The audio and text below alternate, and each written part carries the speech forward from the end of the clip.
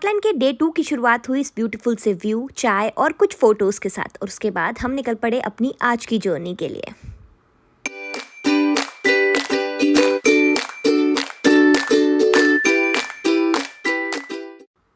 आज हम ग्लेनकों से सबसे पहले जाएंगे फोर्ट विलियम्स, और फोर्ट विलियम्स से हम जाएंगे नीस्ट पॉइंट, जो कि आइल ऑफ स्काई का वेस्टर्न मोस्ट पॉइंट है।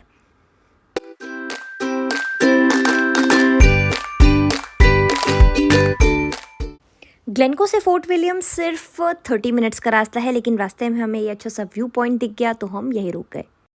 These are the Glencoe hills, and when you go from Glencoe towards Fort William, this is the place you can visit in between, and you can just stop for some time. There's a church nearby.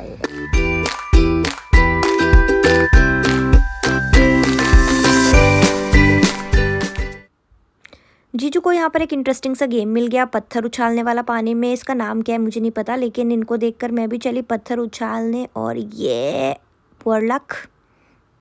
तो as usual जब मुझसे कुछ नहीं होता है तो मैं pictures click करती हूँ, तो हमने बहुत सारी पिक्चर्स क्लिक करी और हम आगे निकल गए।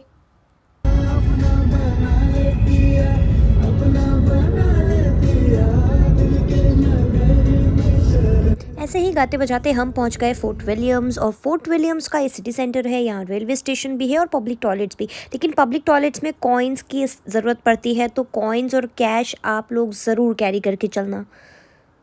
फोर्ट विलियम में सबसे पहले हम पहुंचे बेन नेविस। बेन नेविस यहाँ की बहुत पॉपुलर डेस्टिनेशन है। ये स्कॉटलैंड का ही नहीं बल्कि यूके का भी हाईएस्ट माउंटेन है, और यहाँ पर हम लोग ट्रैकिंग के लिए अभी आ गए हैं।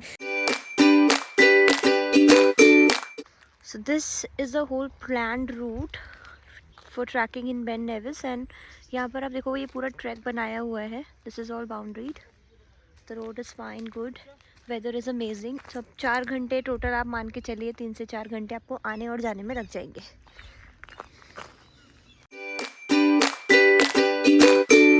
स्कॉटिश लैंग्वेज में बेन का मतलब माउंटेन्स होता है, और नेविस का मतलब बहुत ज़्यादा क्लियर नहीं है। किसी लैंग्वेज में इसका मतलब क्लाउड होता है, और कहीं पर स्नो भी होता है, तो may be mountain of clouds और माउंटेन ऑफ स्नो। इसके अलावा देखिए बेन नेविस बहुत ही पॉपुलर स्पॉट है। अगर आपने जॉन कीट्स का नाम सुना हो, he was a very famous poet in English literature.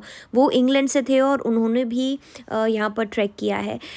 हर साल सितंबर के फर्स्ट सैटरडे को बेन नेविस रेस होती है यहाँ पर, जिसमें कि 4400 फीट की चढ़ाई होती है। इसमें ज़्यादा से ज़्यादा 500 लोग पार्टिसिपेट करते हैं, तो दुनिया भर से लोग इसमें पार्टिसिपेट करते हैं। और अगर रिकॉर्ड में यहाँ का बताऊँ तो अभी तक मेंस रेस का जो रिकॉर्ड है वो है 1 hour 25 minutes and 34 seconds, और विमेन रेस का है 1 hour 43 minutes and 9 seconds। कैसे कर लेते हैं यार, हम तो इतने में थक गए, मतलब आधा घंटा भी शायद नहीं चले होंगे और हम वहाँ से वापस आ गए, क्योंकि भाई सीरियसली हमसे ना हो पाएगा। बेन नेविस से जैसे आप नीचे उतरते हैं वापस आते हैं, तो साइड में एक रास्ता निकलता है जहाँ पर ये छोटी सी नहर आपको दिख जाएगी। बहुत क्लीन पानी है यहाँ का, और बहुत ठंडा पानी है। यहाँ की वाइब मुझे अच्छी लगी, और ये पानी देखते ही ये लोग पत्थर उछालना शुरू कर देते हैं, खेलना शुरू कर देते हैं। खेलो भाई जिसे खेलना है, लेकिन I was like really tired, और आगे भी इतना अभी चलना है, तो मैं तो भाई रेस्ट करूँगी।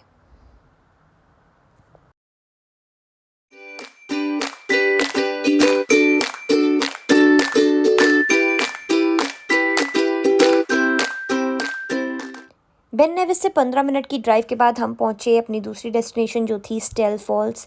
स्टिल है पता नहीं, इट्स STEALL।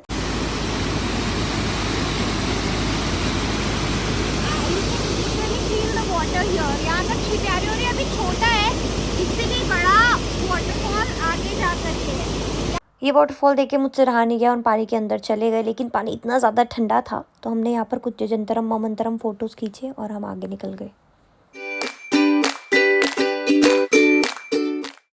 फोर्ट विलियम से अब हम जा रहे हैं आइल ऑफ स्काई की तरफ। आइल ऑफ स्काई में आज हम नीस्ट पॉइंट कवर करेंगे, और रास्ते में वैसे तो बहुत सारी लोकेशन थी, लेकिन ये वाली लोकेशन सबसे बेस्ट थी, और यहाँ हमें रुकना ही पड़ा। व्यू देखिए यहाँ का ज़रा, और व्यू छोड़िए, मौसम देखिए, जिस तरह से बाल उड़ रहे हैं ना, इतना अच्छा मौसम था, इतना मस्त वेदर था। बस ऐसा लग रहा था यहीं पर रुक जाए, लेकिन बहुत ज़्यादा टाइम नहीं था, बहुत दूर जाना है, तो बस 10-15 मिनट यहाँ हमने स्टे किया और हम आगे चले गए।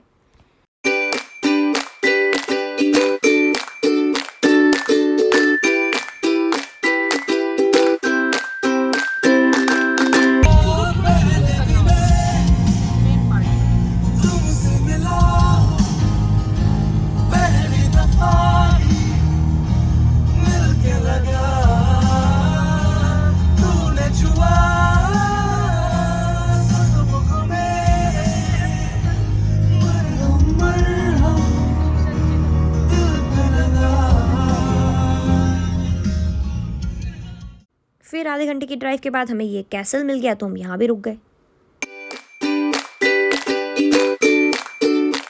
फोर्ट विलियम से नीस पॉइंट की तरफ हम जा रहे हैं, लेकिन रास्ते में हमें बहुत सारे अच्छे अच्छे व्यू पॉइंट्स मिले थे, लैंडस्केप्स मिले थे, लेकिन उसमें से सबसे बेस्ट जो मुझे अभी तक लगा है वो ये कैसल है।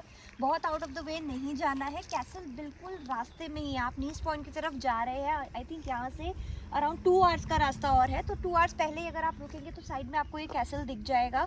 बहुत सुंदर है। अभी हम आगे देखने वाले हैं कैसा है।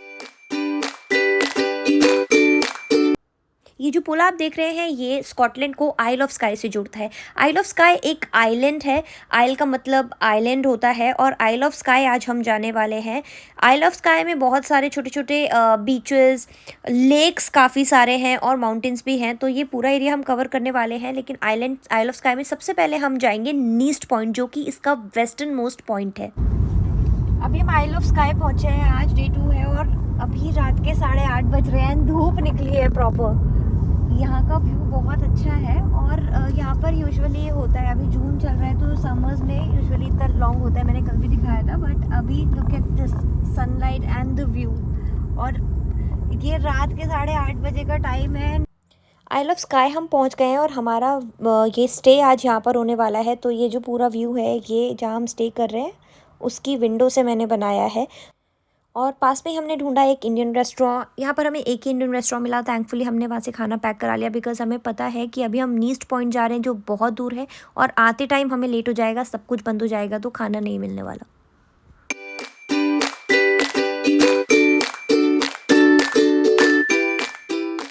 हमने एक परफेक्ट सी लोकेशन ढूंढी खाना खाने के लिए। यहाँ पर अब जो शीप्स है वो ग्रेस कर रही है यहाँ पर, तो शीप्स अपना खाना खा रही है। I would like you to show that, like थोड़ा जूम करके दिखाना पड़ेगा, दूर है।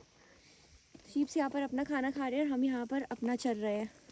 But this look, just show this side of the place यार, इधर दिखाना है एक बार। बहुत ही ऑसम व्यू है, लाइक सीनरीज में नहीं होता है पहाड़ों के बीच में से सूरज निकल रहा होता है, सनलाइट, वो है।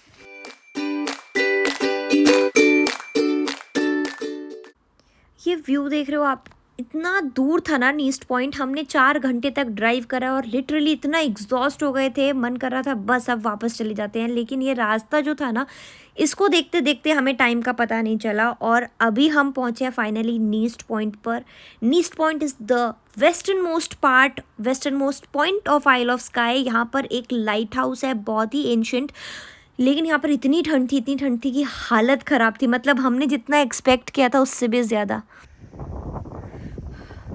This is the Neast Point. I'm glad we finally made it to this point. It was so difficult. It's quite a long journey. It's a very, very long journey and a very long ride, even from the Isle of Skye. But the view, it's all worth it.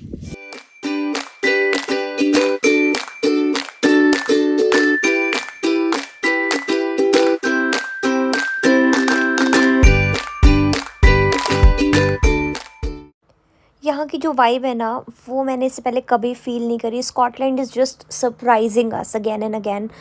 बहुत ज़्यादा चढ़ाई थी, light house तक भी हम जाने वाले थे, लेकिन it was already very late, रात के 11 बज रहे थे और पूरे रास्ते हम बस ये प्रे करते हुए आए थे वो 4 घंटे की जर्नी में कि किसी तरह से सनसेट ना हो, बस अंधेरा ना हो, ताकि हम यहाँ का एक व्यू जो है उसे इंजॉय कर पाए। बहुत ठंडा है, वहाँ पर एक लाइट हाउस है, ये पूरा वॉक करके वहाँ पर जाना होता है। मौसम देखो अभी still it's like 10:54 in the evening, तो रात के अराउंड 11 बज रहे हैं और मौसम ऐसा है यहाँ पर स्कॉटलैंड में। पता है पूरे रास्ते आते वक्त हम अपने आप को कर्ज कर रहे थे कि यार हम इतनी लेट क्यों हुए, हम जगह जगह क्यों रुके, यहाँ पर सनसेट हो जाएगा। लेकिन अच्छा हुआ कि हम लोग लेट हो गए, क्योंकि वापसी में अगर हम जल्दी आ जाते तो हमें इस तरह का व्यू, इस तरह का सनसेट नहीं मिलता। I have never seen something like this before in my life. I mean this was just so beautiful and इसने हमारी जर्नी में एक अलग सा एक्सपीरियंस, एक अलग सी वाइब और अलग सी हैप्पीनेस ऐड कर दी।